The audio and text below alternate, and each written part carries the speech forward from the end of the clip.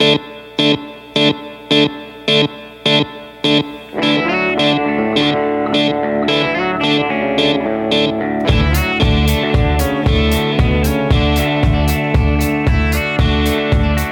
everybody. This is Joshua Hatton with One Nation Under Whiskey.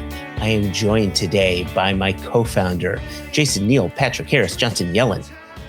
A great honor. Blessings upon thee. Yes, it is. Should be and an a honor. Good morrow. It should be an honor to be joined by me, with me, in conjunction with me. That was so We're like conjoined founders. I think we're conjoined founders. Is that what we are, Jason? Right? Are we Siamese twin founders? We're Siamese twin founders. Do you want to know something really quickly? You're about to make a point, but I'm going to stop you. I need to blow my nose, but that's aside. Our theme song, which is by the band Way Down, is called Wooden Monsters. And the entire album, which is called The Family Zoo, is a, what do they call those? Like a concept album about conjoined twins and about how they want to separate. And once they finally separate, they lose one another. And one of them goes off and actually kills his brother, burning him and all of his friends alive. Like it's actually it's a tragic story. So I hope we never uncouple. Jason, let's stay conjoined. Hello, dear listeners, and welcome to Single Cask Nation. I'm joined today with Joshua Hatton, not talking about burning people on a concept album. Let's cut to some whiskey. Wow. Yeah, cuts deep. Speaking of being co-founders, this episode is Wednesday, June 24. We currently have a lovely, lovely retro promo on the website. For those of you in America, follow singlecasknation.com. We have a Joshua Hatton Founders Bundle and we have a Jason Johnson Yellen Founders Bundle. And we are throwing in retro glassware. We're throwing in retro T-shirts. We're throwing in retro hoodies, if that's the way the wind is blowing. I was looking in the stocks today. We may be throwing in other retro items as well for people. Anyone who's made an order so far, I'm just filling you up. I'm filling up the box with stuff that's lying around, all retro. This is our 15th year. We're making a full year celebration. We've talked about bringing back the Whiskey Jubilee on October 15 for one night only. That's going to have tickets going for sale very soon. They're not out yet. You haven't missed. They haven't sold out. Sure. They're coming. Patience will be rewarded. But this week of the episode drop, we have got Founders Bundles on the website. So please go looking for those. Please support. Joshua, for the viewers, is doing an unzipping. We are on YouTube. So normally there's an unboxing on YouTube. He is showing his retro Single Cask Nation t-shirt. If you make it to the website, you will be able to click through on us describing our own Founders Bundles. So please, go to singlecasknation.com. The rest will follow. But really excited to be enjoying the birthday. With that in mind, we are speaking with Phil Brandon today, and we are charting his 15-year. His turns out to be 17-year journey from 2009 to 2026, and we really get into his impetus, right? Why do this? Why start this? What's of interest? Where do you go? And I tell you, Joshua, I'm looking to ask him about some of those special offerings that sit on his website. I'm not going to lead the witness too much before we get into this interview. But there's a lot of interesting stuff on the Rocktown Distillery website. And I've got questions. I believe you've got questions. I do. Some questions, a clarification on something. I want to make sure I'm understanding things correctly about their production and some of the things that they're doing or have done, I should say. And like you look through their website and there's some interesting things. And so some of our questions may cross, and I may let you just ask them for me. So, yeah. And me, you, as the conjoined twins that we are. I will say to listeners, please hang around after the interview where Joshua and I will taste the soon-to-be released 10-year-old Rocktown Distillery bourbon out of Arkansas.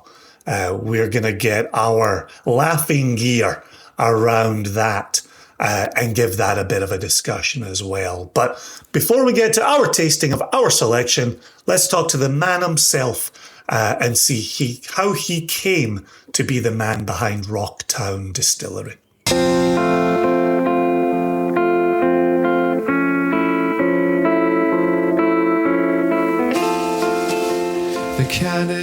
Phil Brandon, Rocktown Distillery. Thanks so much for joining us to talk about bass guitars, rock and roll. We're not here to talk about whiskey. We're here to talk about bass guitars. Good. So what are you playing these days? I am.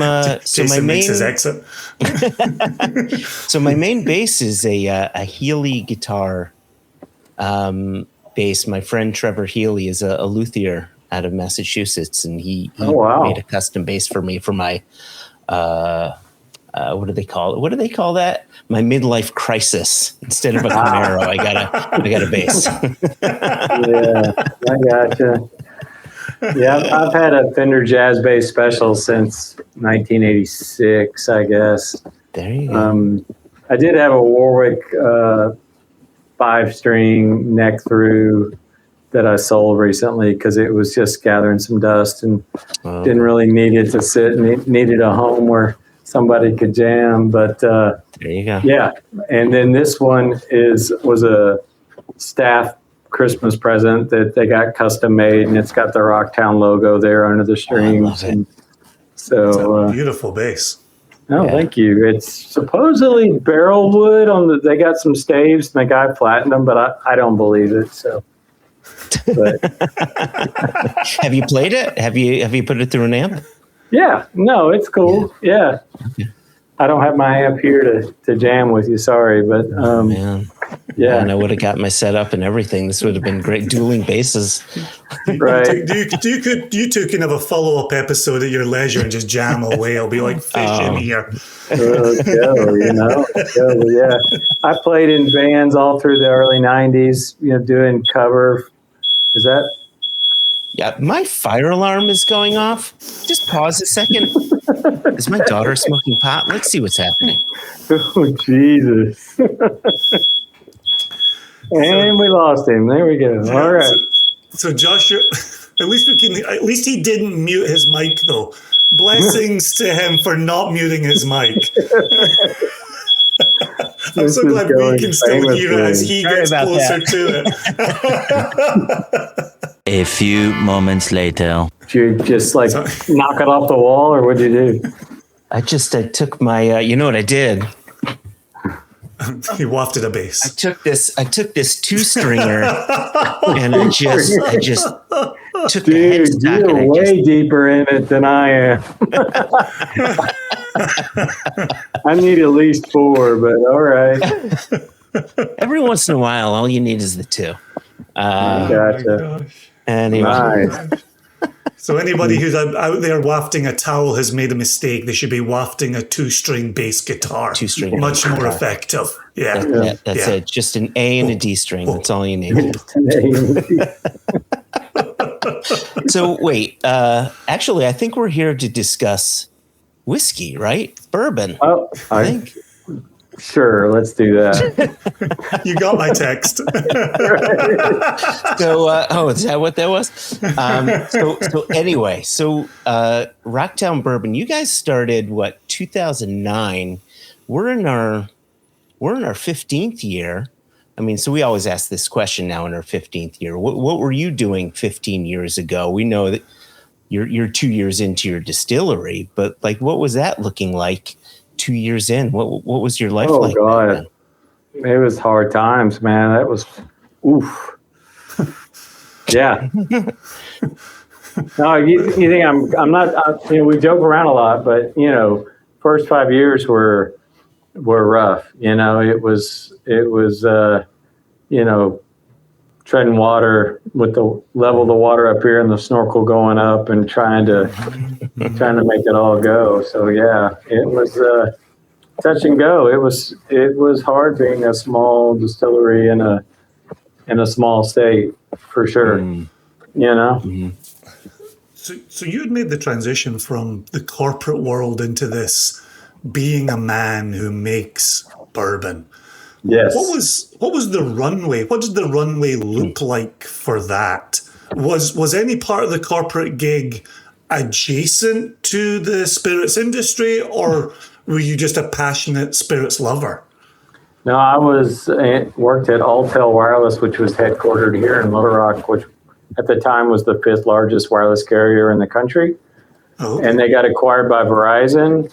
And so my job was going away here in Little Rock. I could try to go work in Atlanta or New Jersey for them or whatever. But I never really had the interest to move. I wanted to stay in Little Rock. And what could I do to stay in Little Rock? And looked at a lot of different things, but I had this entrepreneurial bug just in general. And but I was an appreciator of whiskey. And you know how Google works. You're Googling, Lagavulin, and you scroll down, and the next thing you know, there's a distillery in New York or Washington or one of these coastal states or California that's a small distillery making spirits, and I'm like, now that sounds cool. Now how would I do that? So yeah, I started doing the investigation, the work. Went to Michigan State and for a 3-day deal with Chris Bergeland up there, and that was sponsored by one of the still makers at the time, and the Carl Stills, and Then I ended up hiring Dave Pickerel to be my consultant. Nice. Yeah. And Dave Pickerel family. Yeah. It was early on in his consulting career. He didn't even have the hat on yet. He was just fresh off of his job from Maker's Mark, and Rob at Vendome had recommended him as a consultant. And so between that and my ability from my corporate life ahead of that, I put together a business plan and pitched it to some local banks, and it was during the Great Recession, and so I was able to get a small business loan through the stimulus package. Nice one. To do that, and I rolled my 401k in and raised a little bit of money from friends and family and put all that in the middle of the table and rolled the dice. Good gosh. Was your hair the same color as mine before you pushed all the chips in, or did that come with the territory? No, this is 15 years of distilling, 16 years of distilling. What that is, yeah. I'm really only 38, but I look like I'm 62. Yeah, mine's 15 years of collaborating with Joshua. Yeah, my hair was straight before I started working with Jason. You got to check the ground loop on your amp, man. I think you got fried one time when you lifted the mic. I don't know. Just keep working away. I'm curious here, Phil, as you're talking about consulting and then kind of pushing all your chips into the table and being a whiskey lover. Did you have a style that you wanted for your distillery, or were you willing to listen to other voices about good flavor profiles? I'm always curious about that part for producers, because as independent bottlers, we get to play in all the sandboxes, and while we might be texture guys first and foremost, we're always looking to see what's coming from a particular distillery. So for you setting it up, what were you looking at? What were you hoping to achieve with your spirit? Wow, that's a deep question, man. Cheers. Whereas you guys are bassists, I came from philosophy. So, well, there's a couple ways to look at it, right? Is like, do I determine the style, or does the distillery determine the style? And Right. I heard you talking to the guy from Highwire about terroir and all that kind of thing. Scott Blackwell. And Scott, sorry, I've named this yet.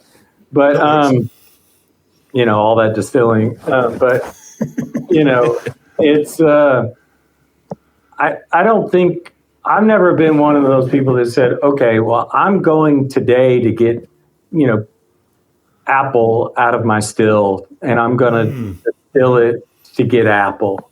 Or I'm going to distill this to get, an earthy kumquat flavor or whatever. Or I'm looking for stone fruits, or I'm looking for, graininess or what have you. I think that happens. But what you try to do is take the best raw ingredients you can and treat them the best way you possibly can. And what comes out the other end is what Mother Nature has to say about the whole equation. Mm-hmm. And you can't really have a dial that says, oh, I want my style to be fruity, or I want my style to be meaty. It happens. But there are things we can do as distillers to influence that. We can increase the length of the line arm. We can triple distill, we can change our fermentation temperatures, or we can change our yeast strains or our profiles or our grain in the mash bill. Yeah, those are all flavor controlling things, but at the end of the day, Mother Nature has her say with it. And so I just wanted to make the best product I possibly could. Mm-hmm. And using the scientific method over years of practice, I've honed into the way we make things today that seems to work and that I like. And I'm hoping that, if I like it, then other people will like it too, Well, it seems like it. You came out the gate pretty quickly with some of those awards. So what did you start winning awards in 2013? That's right. You've done a little research. Right. So, yeah. So speaking of doing a little research, so your approach to it seemed a little different. If I got my understanding correct, and sometimes I don't get things correct, where a lot of distilleries start and they'll source while they're distilling and then release their own. As I understand it, you sourced grains locally and used someone else's distillery to produce your own. Did I understand that correctly on your website? No. You got part of it right, but the idea of the timeline is wrong. So right when I first got started, there were guys like Smooth Ambler and those that were sourcing and then making their own, but they weren't releasing their own yet or whatever. I decided to take the hardest way possible. Okay. And because I'm stubborn and dumb, and I said, I want to make my own whiskey. I want to use Arkansas grains, and I'm going to use my pot still, and I'm going to make it. And it wasn't till 2020 that I said, okay, I need to expand my production. I still want to make my own whiskey. How can I do that? And that was in 2020 here, 10, 11 years after I got started, that I finally decided, okay, the collaborative distilling program at Bardstown Bourbon Company sounds interesting to me. Let me take my Arkansas corn and let me go up to Bardstown, use my cooking regimen, my yeast, and cook it at their facility while I'm standing there tasting the mash, right, overseeing the cooks, watching it run through the still. Yeah, their guys are pushing the buttons and everything, but I actually did some very unique things that they'd never done before during distillation. So, there's things like that I did later on, yes, but initially I never sold, a product that was sourced from another distillery. Got it. So that was you went up there to learn how to expand your production back at the distillery. Right. So okay. I appreciate the I clarification. decided that instead of like buying my own column still and spending multi-million dollars that I didn't have, and all of that, to build a new distillery, to then just use their still for 9 days and make more than I could make in 2 years normally. Gotcha. But make it as much Rocktown way as possible. I see. Okay. Yeah, I appreciate that. Yeah. I'm curious, Phil. You tease the listener / viewer with, obviously, this is tough. And when you push all your chips into the middle of the table, you're taking a big swing. I'm curious for the further delivery there for the listeners and the viewers. At what point, assuming there has been a point, at what point did you feel like, okay, this is going to work? This is at least going to get off the ground and take flight. I know you start talking about 2020, now you're looking at expansion. How do you fill orders when you're in demand? But before that, was there a moment when you maybe breathed 1 degree easier? Yeah, I guess it was probably 6 years in. Okay, that's a big number. Yeah, that you begin to think, okay, the orders are coming, things are starting to happen, this is looking good. I can continue on. But yeah, it was touch and go there early days for sure. Okay, so maybe about 2015, maybe that kind of time. 15, 16, yeah. Mm-hmm. Gosh. And at that point, did you also have people coming to the distillery? I know you've got the beautiful bar set up there. Was that from the beginning of this enterprise? Was that always part of what you were doing? Or did that come in a little bit along the way as well? That came in 2018. Oh, okay. There you go. So in Arkansas, when I first started the distillery, the laws didn't allow us to sell anything direct to consumer, no bottles from the tasting room, right? Right. Okay. And so I went to the legislature and changed the law in 2011 to allow us to sell by the bottle 7 days a week as much as we want. So that helped us get, revenue in as we increased our tours and that whole thing. And then I went back to the legislature in 2017 and I changed the law that allows distilleries to sell what they make, as well as mixers and other things, by the drink 7 days a week. So I got the by the drink law passed. So in 2018, we moved to this facility and opened the bar that's open 6 days a week now, and 10 to 10 p.m. most days, and then midnight Friday and Saturday night. And that's been a huge thing for us as well. So, yeah. But then just as you're getting that open a couple of years, you're shut down with COVID. COVID, right. This is happy times. this is going a roller coaster. This is uphill, down dale for you. But, the good thing for us about COVID was our Arkansas distributor and our Arkansas business was built for the off-premise. Mm-hmm. So we were shipping vodka out the door the entire time during COVID and making hand sanitizer and selling that out through the bar. Yeah. So COVID, I did not take a single day off from March 17th when it was declared a pandemic until Thanksgiving. Wow. Because we were just here doing everything we could to keep up. Yeah. Yeah.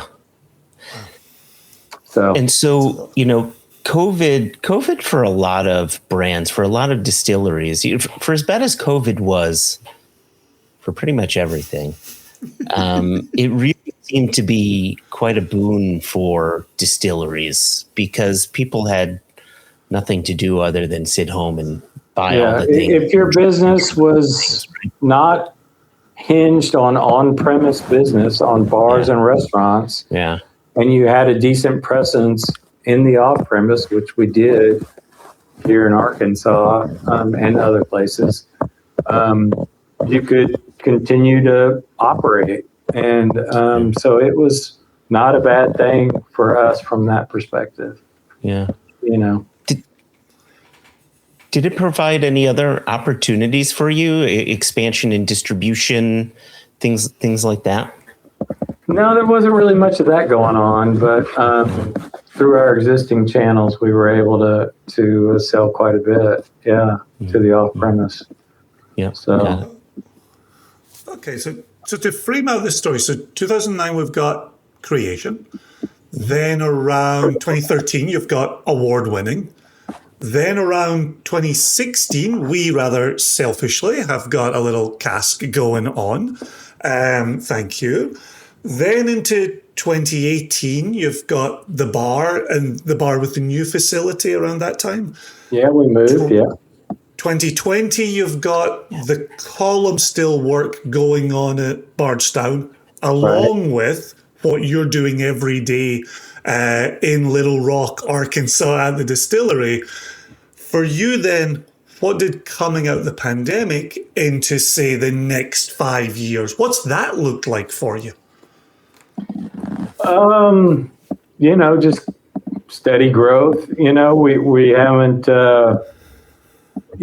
done anything magic or tragic. It's just all been kind of, steady as she goes, launching some new products here and there, releasing some new whiskeys here and there, doing some more, cask finishing and other things like that, experiments,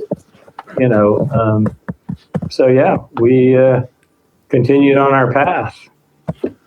Yeah. Can you talk to us a little bit about the peated bourbon that's on your website? Right. You can imagine that caught my eye. So, I've been to Isla. I love peated, single malts, and Nice. I wanted to do that. So I, got some Baird's heavily peated, which is a Scottish malt house, and brought it in. I made a single malt with it, and I made a peated bourbon with it. So where peated malt is the middle grain. So 82% corn, 9% peated malt, 9% distiller's malt. And it just adds that hint of peated smokiness and complexity to the bourbon, which I really enjoy. But as it comes to find out, the market for it's not that big because there aren't that many people that want Band-Aids in their bourbon. But, it's not Band-Aids. I'm sorry. But it does add a hint of smokiness. And there was a YouTube channel down in Texas that tried it, and they freaking loved it. But not enough so that we did have people come out and try to find it because of that. But it's not been something that set the market on fire for those reasons. But Phil makes it because Phil likes it. I love that. Good enough reason. Yeah. Yeah, part of the reason it caught my eye is obviously we spend a lot of time talking to people about Scotch, where the American whiskey lovers coming to us and saying, "Oh, I don't like Scotch; it's all smoky," and we're so busy saying it's not all smoky. A very small corner of the industry is smoky. Just a little bitty. Come on, man. But I talk to people about it all the time too. I can't believe how that mindset can be in there, But I really love it and enjoy it for sure. Well, and I was kind of curious, what have your conversations looked like? Have you had people who are kind of like, yeah, I don't do the Scotch, it's all smoky. Here, I'm kind of derailing my own question here, but here's the thing that always flabbergasts me is Americans love smoked meat, right? Yeah. Smoked meat is so important. Barbecue is so important. Yeah, right. Right. But a smoked spirit is insanity. Like, that's crazy talk. And so I'm curious for you in Arkansas, have you had success with the barbecue crossover into peated bourbon or the peated single malt that you were producing? Not so much. People, they're like, oh, wait a minute. I'm not really understanding where this is coming from. What are you trying to do here? And, funny. So it's, early on, I actually had built a grain smoker and smoked my own grains with hickory to make a hickory smoked whiskey to try to achieve that barbecue-like note in the whiskey. And it, while I thought it was nice and smoky, it did not set the market on fire either. So when we moved to the new distillery in 2018, I quit making it because it was just so laborious to smoke the grain and so not safe because of the fire aspect with the distillery next to it and the whole thing. So that tracks. Yeah. But I'm not really sure why it doesn't cross over as well as it should, with everybody loving smoked meats and barbecues and, so yeah. Are you still producing the peated bourbon using the Baird's peated as the small percent of your bourbon? Yeah, I am. That's still ongoing for you. I make it once a year along with the peated single malt. So, yeah. Okay. Wow. There might be a single malt question here from Joshua. Yeah. Well, actually, it's not a single malt question. It's more back to your own grains that you're using. Yeah. As you mentioned before, listening to the conversation with Scott Blackwell in Terroir, and I'm just curious if you can talk to us a little bit about the grains that you're sourcing and the importance that you might be putting on your own grains for your whiskeys and the flavors you're targeting. I kind of come from that, Bruichladdich school of terroir and whiskeys, and I wanted to use Arkansas grains, Arkansas corn, Arkansas wheat. We later got a farmer to grow Arkansas rye, so our rye is farmed here. And our latest thing is that we're using Arkansas rice. And we make a rice bourbon, which is, again, a bourbon, mostly corn, but the middle grain or the flavor grain is rice. And then, the standard dose of malted barley in that. And that rice is from a particular farm, the Isbells run, that they grow a lot of incredible rice. And, one of the strains they use is for sake, and they're one of the few, the only American rice farm that sells to Japan and all that kind of stuff. So it's really pretty cool to work directly with them. I did initially work with one single farm to get my corn from, and at the scale we are, as small as we are, it's like one row of the combine, and that's all we need for a year, Yeah. And it got really laborious to get that one truck and then clean it and bag it and try to use it all year and keep the bugs out of it.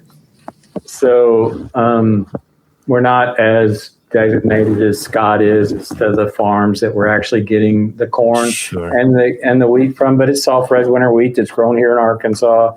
It's Elbon rye that's grown here in Arkansas, and then we're using the long grain white rice for the rice bourbon. So, but I think, being a distillery, you want to use what is from where you are. And I just think that's really important. And, you could buy a bag of corn from, one of the brewing supply companies, and who knows where the corn came from or whatever, but I get it from a seed dealer here in, 100 miles from the distillery, so that's the way it works for me. Nice.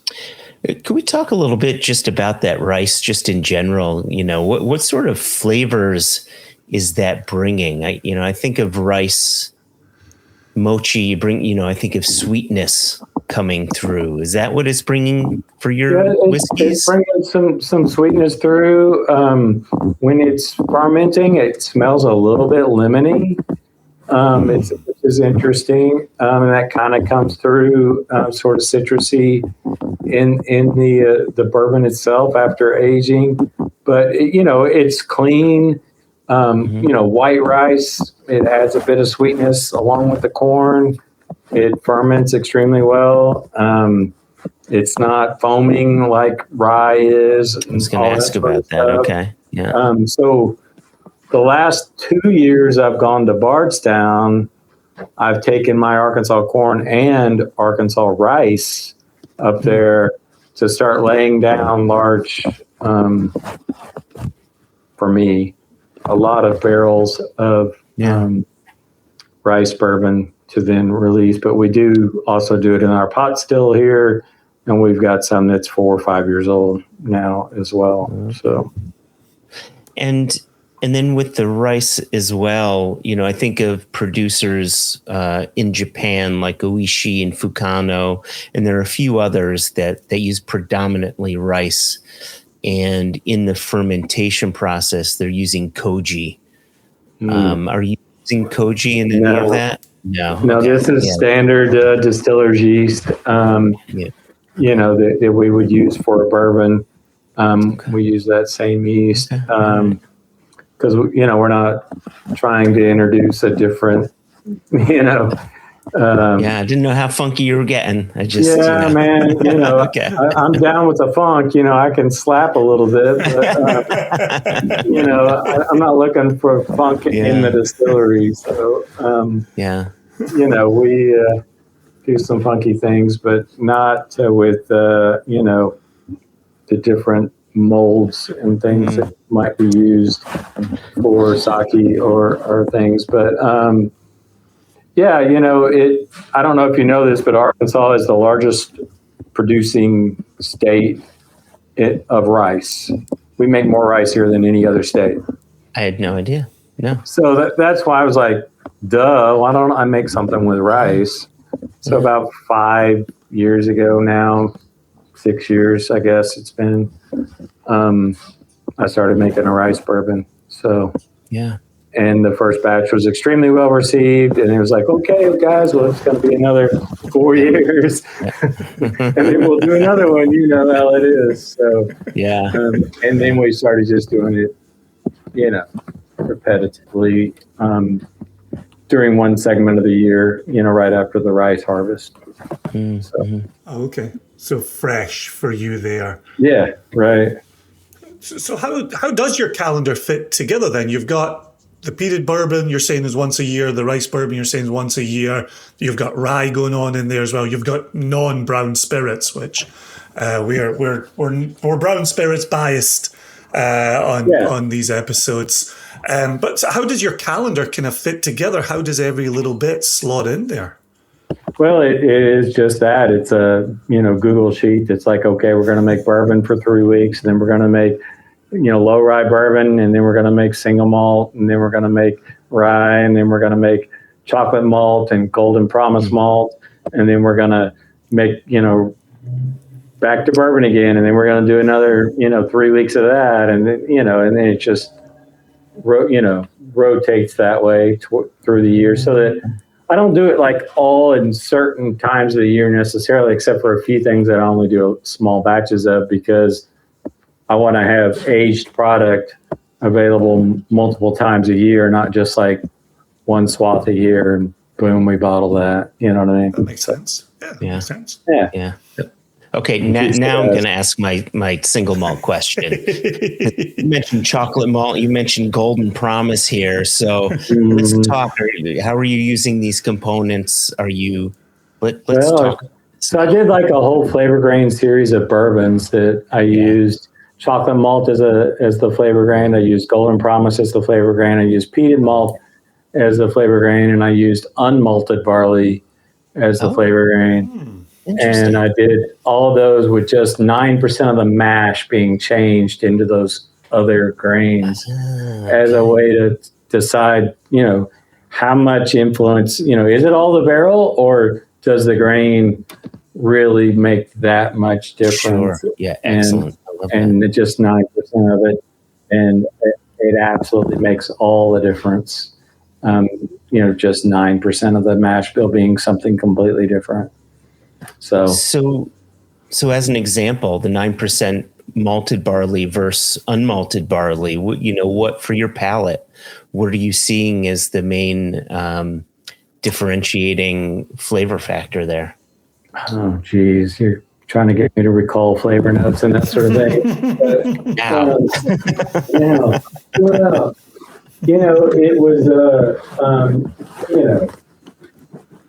I don't know. It was delicious, but I can't really pull a flavor note out other than, the review that I got was that it was Irish whiskey meets bourbon with, the idea that they use the unmalted barley in there, but it added a nice bit of complexity and different graininess that you wouldn't normally taste. So it was a fun thing to do for sure, but we don't do it anymore because the only reason why I get an unmalted. Hey, Phil, I'm sorry to interrupt you. It sounds like your hand might be on your microphone or something. I'm not touching the mic. No. Okay, yeah, it sounded like you were far away for a little bit, and now you. I might have backed up. Sound good. I might have backed up. Yeah. Might have, Right. Anyway, Right. The unmalted barley was a failed malting experiment that I did. Is I got a farmer to grow barley here in Arkansas, and we were going to malt it ourselves. And this was even back when Owen was working with me, and Nice. we steeped the barley and we spread it out on the floor, and it did not sprout. Ouch. And I did all this investigation, and I finally sent it off to the Canadian Malting Barley Institute, and they were like, "Yeah, your germination energy is too low. It's not going to malt." And I'm like, "What is germination energy? How could this be so hard? I'm just trying to, do the experiment where you take a seed and put it in a paper towel and grow shit, And Right. no, that didn't work. So I had all this unmalted barley that I had grown and that I'd paid for, and I made. When you have grain, you make whiskey out of it, right? So that's what I did. Right. Mm-hmm. That's it. Yeah.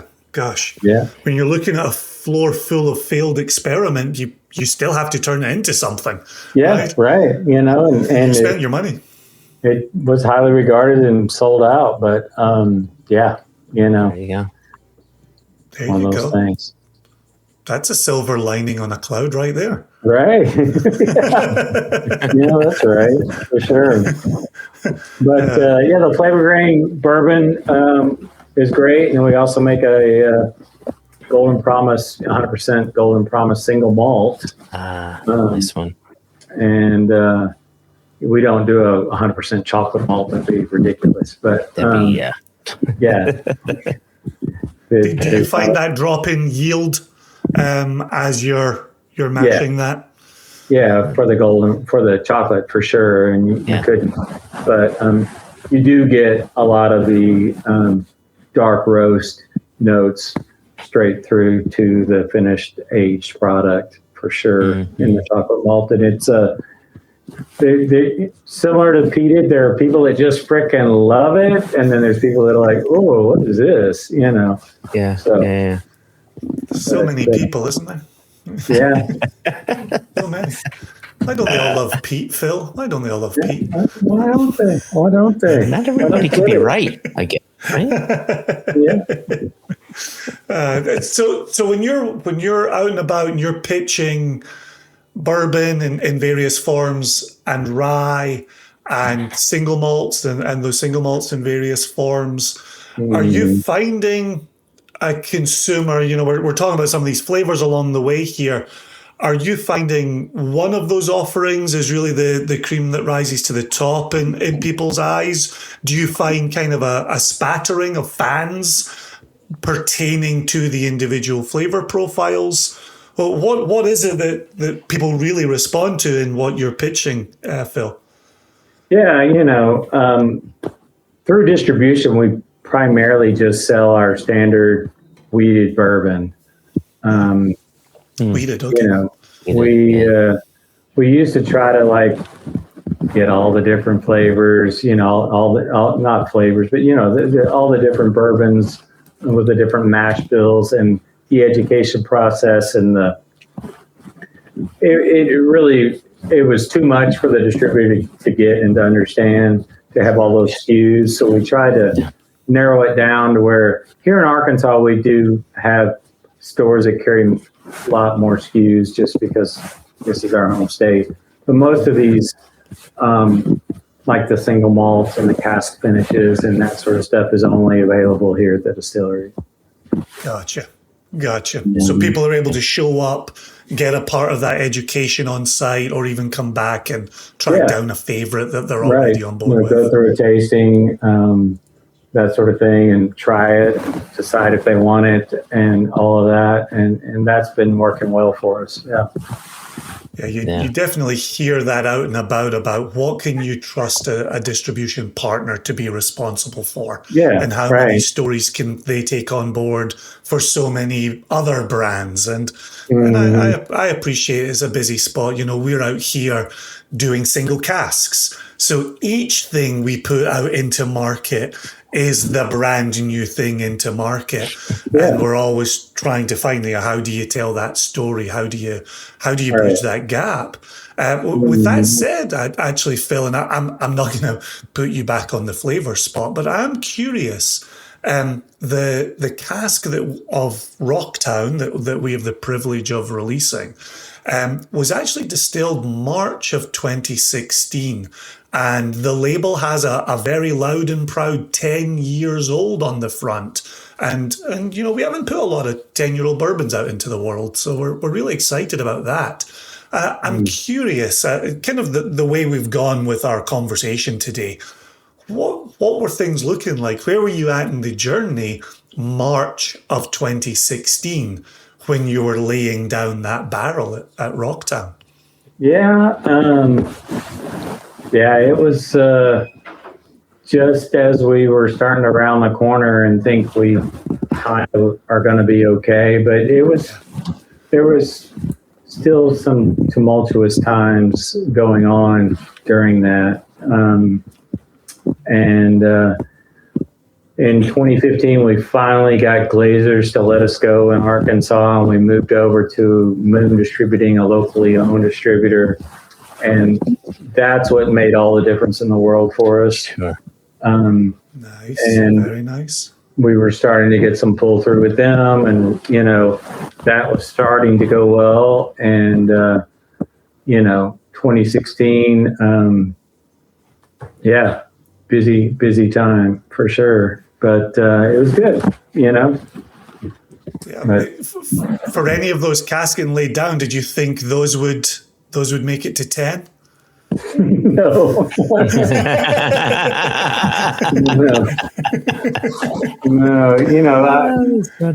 People ask me every day, it's like, the visitors that come in, where's that barrel from the first, it's 16 years old, I know you're holding some back. And I'm like, do you understand how this works at all? I'm in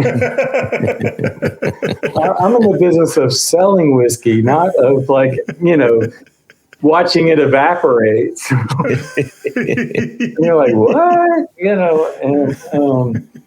But yeah, it was like if I could sell it at 3, I'm selling it at 3. I'm not saving it, Right. And the only reason why there's a 15-year-old, old crow is they couldn't sell it when it was 10, And the only reason why there's a 10 is they couldn't sell it when it was 5.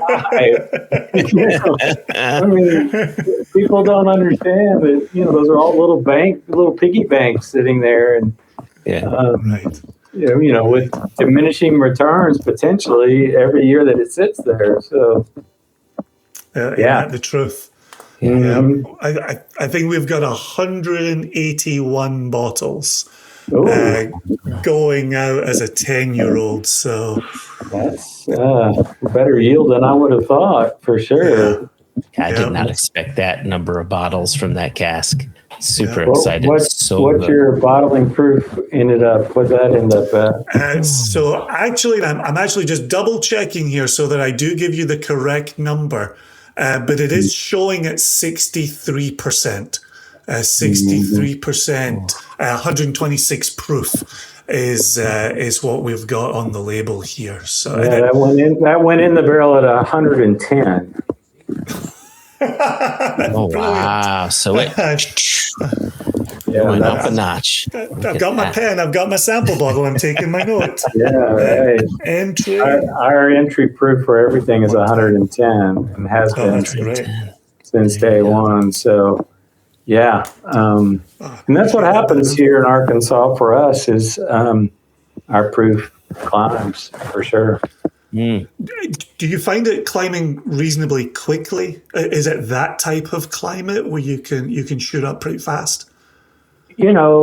After about 3 or 4 years, we'll get to 115, 117, pretty easily, yeah. Okay. Mm-hmm. Yeah, and it's still gone up from there. So, but the important thing for us is obviously that brings the texture. We talked earlier about being texture guys, but it's so drinkable at that strength. It's not difficult to enjoy it and put another pour in the glass. It goes down really easy. So nice. We're excited to release it. We hear the talk around Rocktown in bourbon circles, and you guys got a real good reputation really fast. And so, for us in the nation, we definitely have bourbon fans, rye fans, and other spirit fans in the nation. But we're Scotch, primarily Scotch, front and foremost. That's what we're releasing the majority of the year. So to be able to turn an eye, hence, speaking to Scott at High Wire, speaking to Caitlin at Clear Creek, these are the types of collaborations, getting to shine lights, getting to show the nation who we believe in out in the brown spirit space as well. That's awesome. And to have a really special bourbon there. We're excited to get it tasted, excited to get it released. Cheers, thanks to you. If I may be so bold as to get you out of here on this, which is we've spent this time talking about 2009 to 2026. What does the future look like for Phil and the Rocktown team and the distillery? What do you see when you look into your crystal ball? Oh man, if I had a crystal ball, I would. That's one of those Would you have still done in 2009?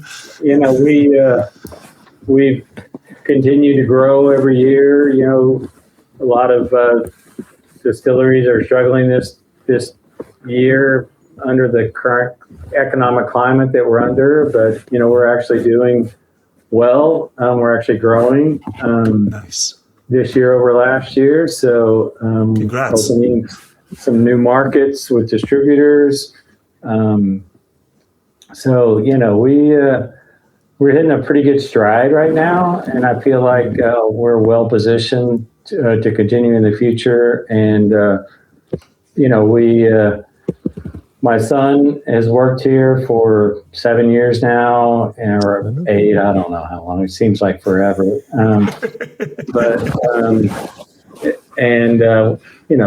For 2 good years, he's worked here. Is he within earshot right now? No. Oh, thank goodness. Anyway, So, he runs the stills on the still on the day-to-day basis and does logistics and that sort of thing. So, maybe one day in the future, 85 years from now, he'll be where I am. But, it's, we just continue keeping on, doing the best we can and trying to improve every single day. And that's all we can do. But no big, plan on expansion or anything, with this current climate that we're in. I almost did all that and pulled the plug on it at the last minute, and thank God I did. Yeah. Or we'd be one of those casualties on the side of the road, and you'd be talking about the ghost distillery of Rocktown. Right. So, but luckily, I pulled the plug on it there at the last minute, and no, we're doing well. Yeah. Really pleased to hear that, and really pleased to play our part in talking about Rocktown. Oh, thanks. Yeah. Putting on people's radars, or even hearing from people who are Rocktown fans coming after a single Cask Nation bottling of it. That's also exciting. We love knowing that that's happening. Yeah, it's exciting that y'all are doing that. So thank you very much. Yeah. Yeah, we're honored. We really are. Well, thanks. Yeah. Awesome. Well, thanks a million for your time today, Phil. It's really been a blast hanging with you. Thank you guys. Yeah, it's been fun. Yeah, y'all are fun. Let's get together and jam, Josh. Oh, I'm down. I'm ready to rock. You bring 4 strings. I'll bring 4 and 2. 4 and 2. Nice. Awesome. Cheers. Cheers. Thanks.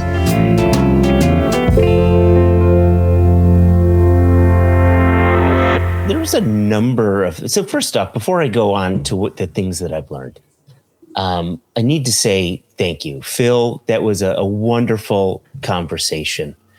And absolutely. Yeah, right. Spending time with him, getting to learn about his history, his journey, the steps that he took, which are quite different than some of the other producers in the US, right? Right. But, as we're going through this conversation, I'm thinking, wow, I'm learning this, I'm learning that. But most of all, as he's going through all of these different mash bills and these grains, and I'm thinking, what I'm learning the most is he's having fun. I think when he leads with, I was a whiskey fan, right? Yeah. Right, that's important, right? That's definitely important in there. Yeah. Power to him. And I love that he opened, on the back of his own stuff. He took down awards on the back of his own stuff. He changed facilities on the back of his own stuff. It wasn't until 2020 that he started adding to production with that Bardstown crossover, and then keeping that line separate from what he's doing at his home distillery, but still using Arkansas grain along the way. That's Yeah, I thought that was part of this. That was an important clarification in reading on the website. I didn't fully understand that venture into Bardstown and what that was doing. But once he explained that makes sense. And I love that he brought his grain to Bardstown to do that. And the importance that he puts on the terroir, on the Arkansas grain.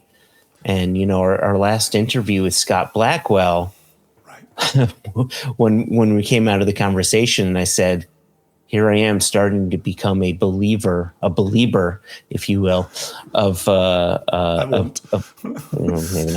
not, that where a grain comes from could lend, to the flavor of the whiskey. I am following that train of thought, and so I appreciate that he's following that as well. And so, I just thought it was cool.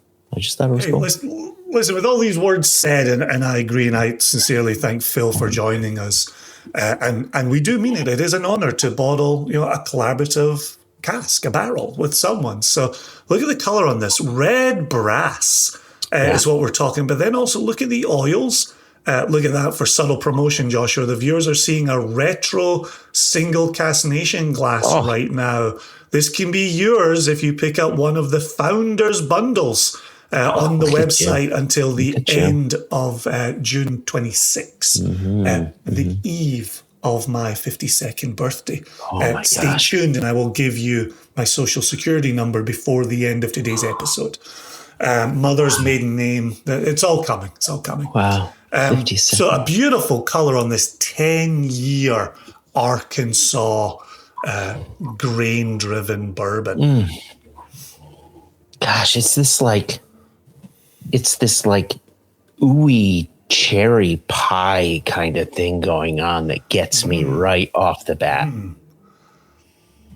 Some vanilla ice cream there, something nice and sweet coming from Yeah, I'll take the that. corn quality in there. Do you remember the mash bill on this one? Yeah, so this was what? It was 82% corn. Yes, sir. 9% wheat. Yep. And 9% malted barley. Ah, yes. Yep. Yep, So it's a wheater. I mean, that's a good point, right? Like, yes, it's wheat, but I don't know if I would call it like a wheater. Like a Weller, I think is up in the teens or something like that. So it's not like big wheat. Right. So Complementary. It's definitely complementary. Oh my gosh.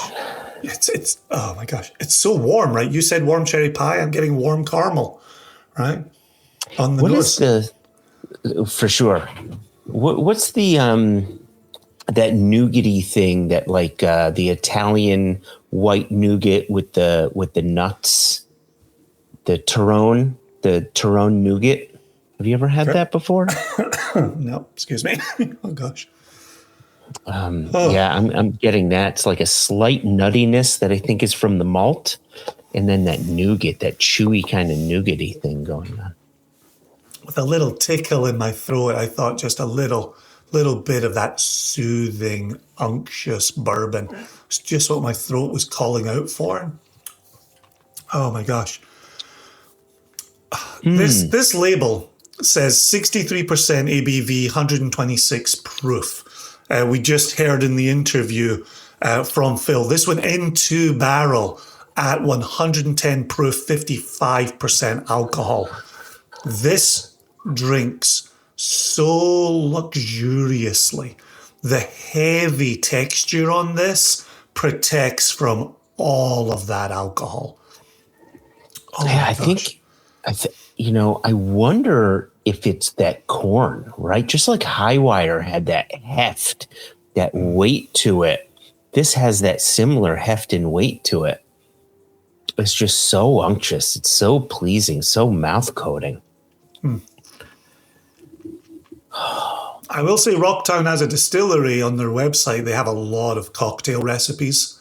And you can see the way in which even just this single cask would play so well in a cocktail. I wonder if that's a component of their spirit. Oh, gosh. It's warm. It's brown. It's buttery. But my palate's going back to the cherries again. I'm getting those cherry wax lips going on. Sort of as it goes towards the finish, it kind of brightens up. Where do you find the oak in here? We're talking a number 4 char on this. It's center palate. It's this nice oak spice that's just sort of, it's toasty. It's almost granola-like. And I don't find it overbearing, right? I don't find it like knocking you over the head with oak. We wouldn't have bottled it. Yeah, right? It was overbearing. Yeah. But my experience on it is there's the sweet, and that's the caramel and the nougat. But then there's also the nutty, which is the butter, right? That nice kind of like browned butter kind of quality. Yeah. And I think maybe even the popcorn brings some of that as well. But it's so nicely in balance with the oak and that oak spice. And I'm looking at the back of our label here as we submitted it to the TTB.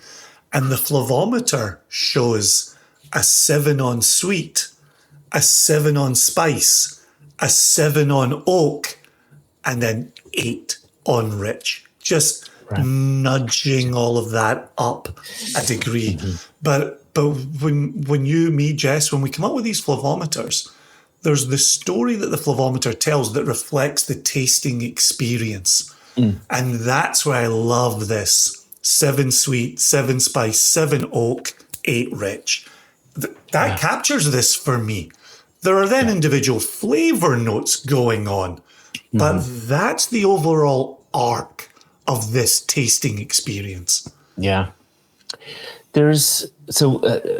Firstly, I agree with everything that you're saying.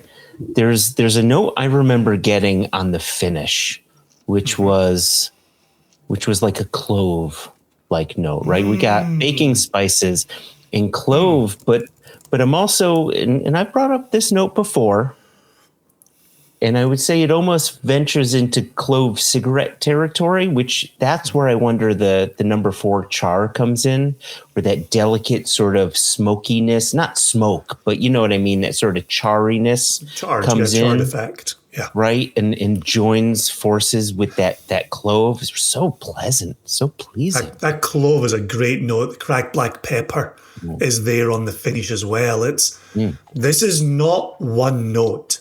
This is an evolution. This is a symphony. Dare I say, given the timbre of today's conversation, this is a slap of a bass kind of bourbon. Slap of a bass. There's this note and that note and this note, and and then it just circles around. That's woofty. Gosh, that's good. It's, always one of those moments where, like, if I hadn't selected that, I would be bummed that I hadn't selected that. Yeah. Obviously we are a Scotch whiskey company first and foremost. That's what we release 90% of the time. But every year I look forward to these June releases, June, July now, right? We're releasing these in July, right?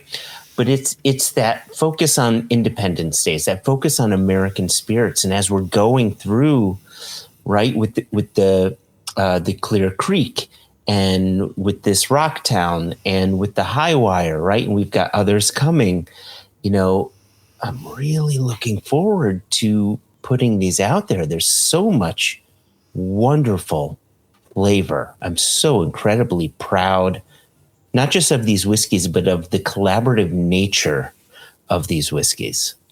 That was the word I was going to throw right back at you. Yeah, collaborative. Yeah. Absolutely. Yeah. Speaking to human beings who took risks with their 401k. Speaking to human beings, right, who had an idea and thought, can I pull this off? Look at the passion that comes from Scott when he talks about the Jimmy Red. Look at the passion that came from Caitlin when she talked about, a dormant distillery that meant a lot. A dormant brewery that meant so much to so many of us. And that continued life there. As you say, there will be other releases as part of this July release. But I'm so excited with where the releases are going, but I'm also so excited by the conversations that we've been able to get on Wax and share with the listeners at One Nation Under Whiskey. So it's all a blast. It's all a blast all the time, and we're very, very lucky, conjoined or otherwise. Two things. I love that. I love that you're bringing back the conjoined. One of my two things is about that. So 2 things. That last note on the finish, and I know we have this written in our tasting notes, but it's so nice to know that it's returned, that melting milk chocolate, because it's not just the flavor, the texture leads to that, right? Or lends itself to it. It's just so soft. And for 63%, you don't expect it to be so soft. Nope. I love that. You're spot on. Yep. That's thing number 1. Thing number 2, when this episode ends, I'm going to put the Way Down song at the end where you hear one of the brothers lighting everybody on fire. So I think you'll like it. Thing number 3, as always, is please subscribe to our YouTube channel. If you're watching this, thanks very much for the support. I hope you enjoyed. I hope you enjoy getting to see Phil with the bass behind him. If you're listening to it, we still greatly appreciate all the listeners around the world who tune in to listen to us. Joshua's pulling out a bass, and so I am going to start running right now. But here's to the nation, here's to 15 years, here's to Phil, here's to Rocktown, here's to a Joshua Hatton incomplete list that gets us out of here with a hearty cheers. LFG!